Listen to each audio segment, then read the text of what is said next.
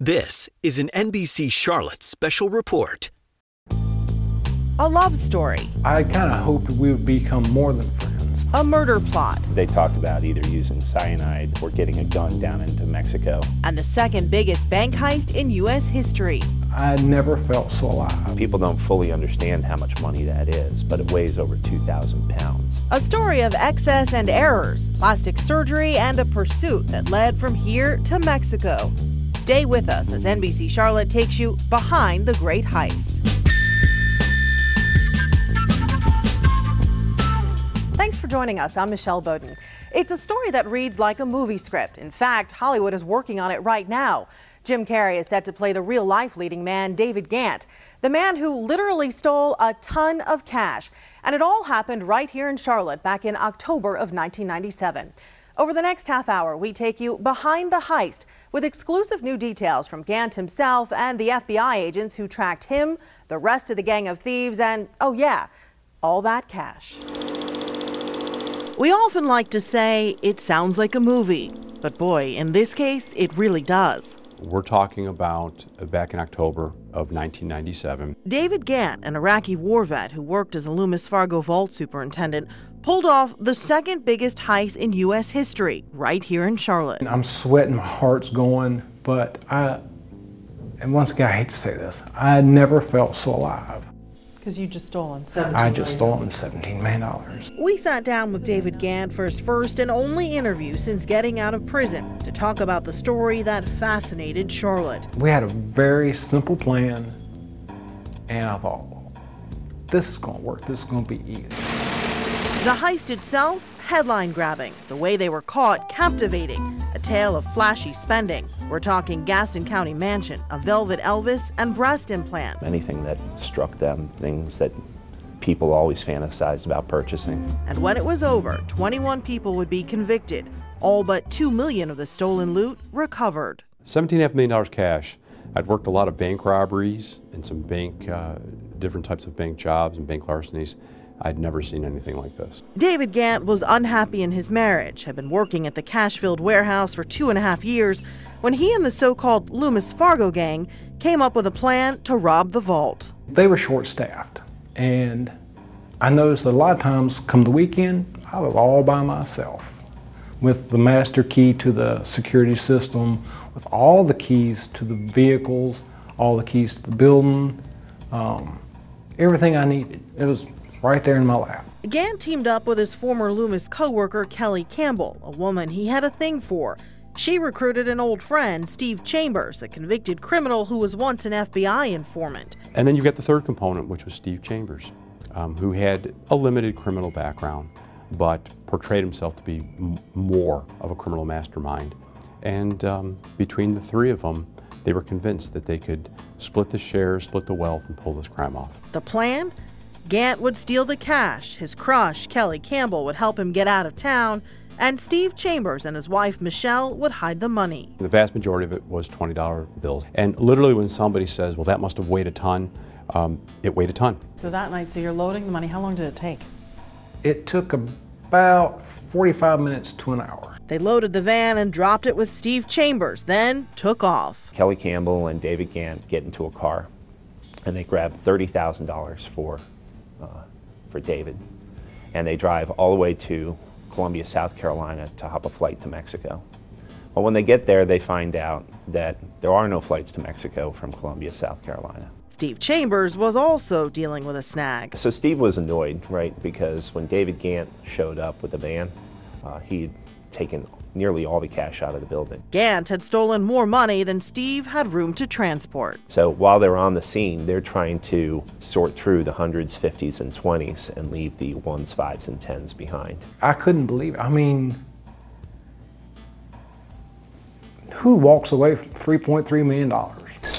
They also dropped the keys, a ring of 200, and they didn't know which one opened the van. And then they tried to break into the van, but they couldn't get into the van because it was an armored van. They couldn't break the window, they couldn't open the doors. They were trying to hit it with sticks and stones and rocks.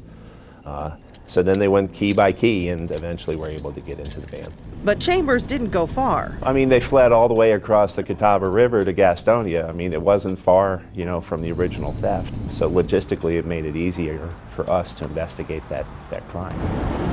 Ghantt ended up on a bus to New Orleans. I had these big, tall cowboy boots, and I stuffed money down them. Thank God I got big feet.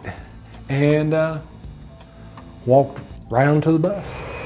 And pre-9/11 had no trouble jetting to Cancun. His first stop? I went to the Walmart, and it dawned on me, I've got 60 grand. I've got cash money in my boot. I'm in Walmart. I go, I don't have to shop here anymore. So I went back out, called a cab, said, take me to the mall. Back home, Gantt's wife reported him missing, and his cohorts in crime did some shopping of their own, though they went a bit bigger than the mall. The Chambers moved from their mobile home to this Gaston County mansion. The rumor was that he was a past Dallas Cowboys football player, and as a realtor, I knew that the home was a cash deal when it sold, and that always kind of alerts people. That's a whole lot of money, you know, over $600,000. Typically, when you hear that a house was paid for with cash, it doesn't mean that it was actually $20 bills, but in this case it was. Inside, some over-the-top choices. Cheetah carpeting on the stairs, a luxurious master bathroom, the infamous painting, the Velvet Elvis, and in the driveway, a custom BMW convertible. We're getting phone calls from friends and family members, you know, anonymous tips saying, you know, I think this is related to the Loomis heist. At first, we weren't quite sure because it just seemed ridiculous that someone didn't travel further than Gastonia with the money. Fall turned to winter. Ghantt was still partying in Mexico, the Chambers living it up in Gastonia. But the feds were on to them. They're learning money laundering 101 step by step. And Michelle Chambers winds up at a branch and she opens up a briefcase and she shows this teller this briefcase full of cash, which had to be hundreds of thousands of dollars, and says, how much can I deposit before I have to fill out one of those government forms? Not surprisingly, the teller reported the suspicious activity. Soon, the FBI was tailing the Chambers and tapping their phones. We had found a videotape at one of the banks of Steve depositing a large sum of cash. And then we set on our way to check every bank and every safe deposit box that had been opened since the theft. What is that like each time you open up a box and find $800,000? The first couple were like, you just can't believe that you're seeing all that cash in one place. And the smell of cash, you know, if anybody holds a dollar bill to their nose, that's the way the entire room would smell after you open the safe deposit box. They'd found millions. The money was in no one location. It was scattered throughout, and ultimately even a portion was in other parts of the country. So we're talking about money in drawers, money in barrels, money in bank deposit boxes, money everywhere. I would say by January, we knew pretty much where all the money was. We knew who most of the players were. What we were trying to figure out is where David Ghantt was. He was nowhere to be found. And half the office believed he was dead, and the other half believed he was living somewhere. Ghantt was buying custom-made suits and making friends in Mexico, but he was starting to get nervous. Turns out he had every reason to be. The people back here in Charlotte were plotting to kill him. They talked about either using cyanide or getting a gun down into Mexico. Conversations about poison, guns, and murder still ahead, but up next, how does a red-headed guy from the country blend in Mexico? When our NBC Charlotte special, Behind the Great Heist, continues.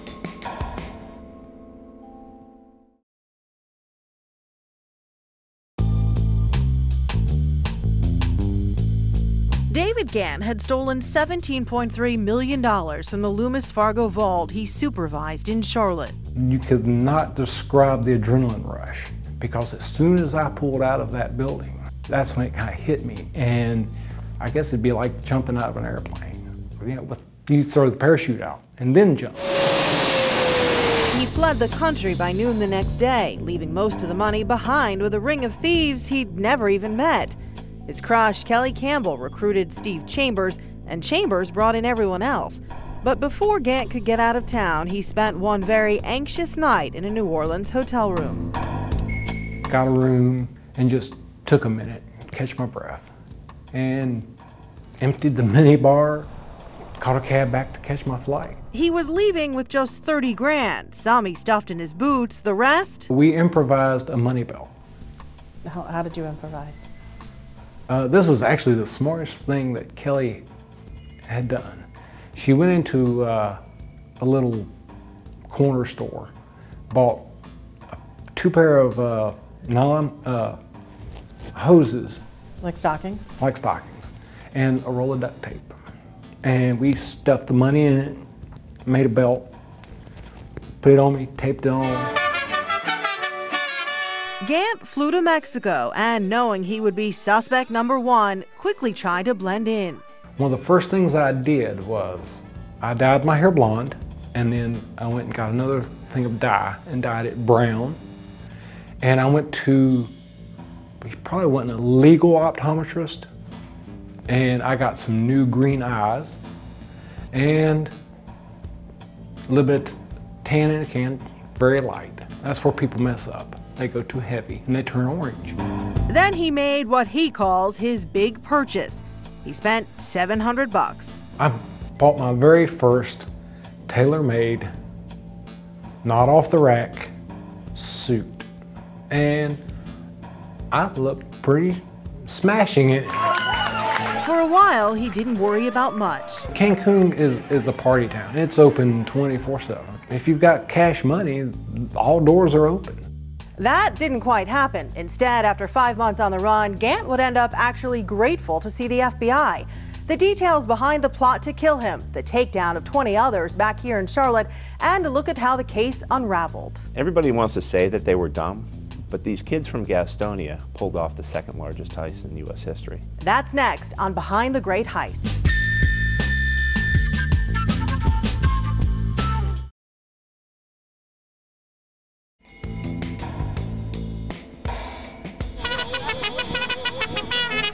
David Ghantt was living it up in Mexico. Imagine a little party town, and you basically got unlimited cash. Back in the U.S., his picture was plastered around the country. He was wanted for the 2nd biggest heist in U.S. history. That's why he'd left most of the $17.3 million that he stole home with Kelly Campbell, the former coworker he had a crush on, and with her friend Steve Chambers, all back in Gastonia. In my mind, I had gone over everything to the T. I had planned my part, what I thought was fairly meticulously. He didn't plan on the rest of the Loomis gang going on wild, attention-getting spending sprees.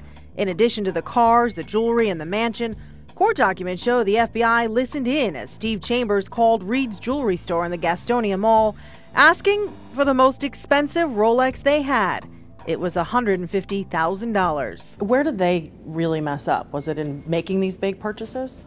Yeah, it was making the purchases in cash, having no way of, being able to launder that money properly. All they had to do was basically buy some old furniture and stash the money in it, ship it down to me. I was right there in Cancun. I picked Cancun for a reason.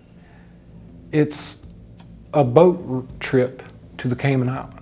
Ghantt made regular calls to Kelly, arranging to have more money sent to him there in Mexico. We had a schedule where I called a payphone every other week. Every few weeks, they'd set up a drop. A friend of Steve Chambers would bring Ghantt cash. He kind of set my alarm bells off because he acted strange around me. And he asked me if I still had my gun. I'm like, why would he ask that? So Ghantt tried to prepare. I moved to a different hotel, and I made sure it had at least 3 exits. They had double locks. He was right to worry. The FBI wiretaps had the proof. A phone call comes to Kelly, and she advises Steve Chambers that she knows where he is.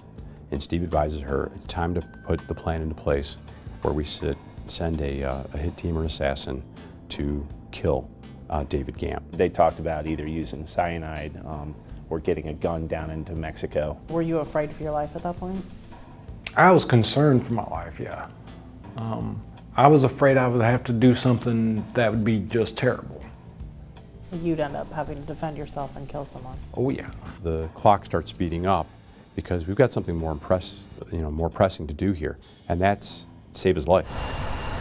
It was March, 5 months after the great heist, when Special Agent Rozzi flew from Charlotte to Mexico. Our concern was to make sure that they didn't kill him. Once we had knowledge of it, we just couldn't let that happen. Agent Rozzi worked with the Mexican police to track and arrest Ghantt. David Ghantt was extremely relieved. And I don't know what portion was that the whole experience was over, what portion was that he was safe from his counterparts who had schemed against him, and what part was that he wasn't going to spend the rest of his life in a Mexican prison. Back here in Charlotte, agents arrested Kelly Campbell and Stephen Michelle Chambers raiding that fancy Cramerton mansion. It's exactly what you would see on TV, right? And we went into the house, we put everybody down on the ground, put them in handcuffs, and hauled them off. Michelle Chambers had been asleep in the master bedroom when the FBI knocked. Underneath her pillow was a 9mm semi-automatic, fully loaded. The agents spent hours collecting evidence. More than a dozen got to work counting all the cash stashed in the house. This is just agents counting cash in various rooms. Even in their bedroom was a box full of cash in a Victoria's Secret box. Some bills still wrapped, just as they had been in the vault. In the home office, Steve's desk drawers overflowed with stacks of 20s and 50s. Agents counted $500,000 in the desk alone. This is Steve's desk where he kept all the cash. He'd sit there and act like he was a mobster, handing out cash and striking deals. Michelle bought herself fancy jewelry. Court documents show a $43,000 3-carat diamond ring.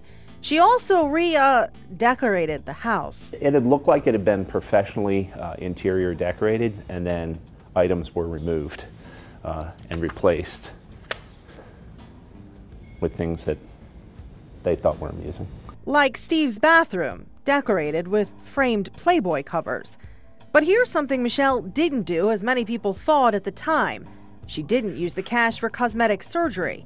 The FBI even pulled her medical records to verify. Michelle Chambers did have breast implants, but she didn't get it with that stolen money. She obtained it about a year prior to the theft. There were other people in this heist who had cosmetic surgery to include breast implants, facelifts, and things of that nature. Up next, Ghantt confesses all, why he did it. Oh, Lord, the things we say and regret 20 years later. And what he's up to now. That's ahead as we wrap up Behind the Great Heist.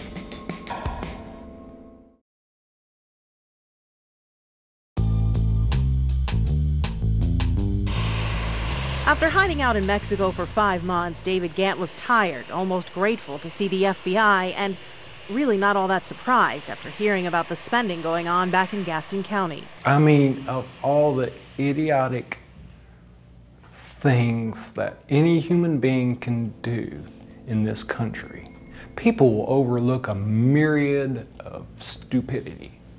They will. People are very forgiving. But you don't buy a huge house and tell your neighbors, oh, I used to be a Dallas Cowboy. David Ghantt was sent out of the country with very little money. If I recall right, maybe $30,000 or $35,000 that he burned through in a couple of months. And then a payment was arranged where he was paid, I think, another $8,000 or so. So, you know, in the scheme of $17.5 million, he never got the opportunity to spend more than really a few $1,000s. On the flight home to Charlotte, Agent Rozzi hoped for a confession. I told him the whole story. What made you do that? I had nothing to lose, nothing to gain, and you know, I knew it was over with. I said to him, Dave, what is the deal with you and Kelly? And you know, what is it about her? And at first he hung his head and he looked up at me and then he shook his head. He said, I know you're not going to believe this. He said, but it was only just one kiss. And I looked at him and he said, honestly, he said, I've only kissed her once. And I remember saying to David, I said, turns out to be a pretty expensive kiss, didn't it? And he said, oh yeah, it was a very expensive kiss. Oh Lord, the things we say and regret 20 years later. Was that really what it was all about? Nah, it's always about the money. There's not one person that has not sat at a kitchen table and discussed stealing the money and what they would do and how they'd get away with it. In their minds, they wanted the American dream. They wanted bigger, they wanted better houses, cars, better schools for their kids. They just wanted to take a shortcut. They just weren't willing to work for it. And they paid for it. As much as it appears comical in nature. Their plan, their ways of communicating, their ways of keeping it within a very small group of people, they never spoke, not once, on the phones about Loomis. They would talk about purchases and they'd talk about what they were doing next with their money, but the word Loomis Fargo and the name David Ghantt never came up in conversation. So I think they were smarter than they were given credit for. Still, the movie being made is a Jim Carrey comedy. I think it's very fitting That it's a comedy. that it's a comedy. And I intend to watch it, and I intend to enjoy it, and I intend to laugh. Ghantt says he'll take his new wife to see it. I'm a very wealthy man because I have a wife that loves me, beautiful daughter, I'm close to my family. Material wealth, I don't have a lot of, but in true wealth, I'm doing better than Donald Trump. After 6 years in prison, Ghantt now lives in Florida and works in construction. And I wouldn't trade it for the world. Because you're a happy man. I'm a happy man. I'm a better person than I used to be. His wife handles the money, though, and David Ghantt, well, he says he's perfectly happy shopping at Walmart again. All 21 people involved in the heist went to prison, have served their time, and are now out. Most are still in the area. Steve and Michelle Chambers divorced. He now runs a gym in Gaston County. We tried to talk to him for our report, but he says he's trying to leave his past behind. And David Ghantt, that construction job he's working, he's building a police department. For NBC Charlotte, I'm Michelle Boudin. Thanks so much for watching tonight.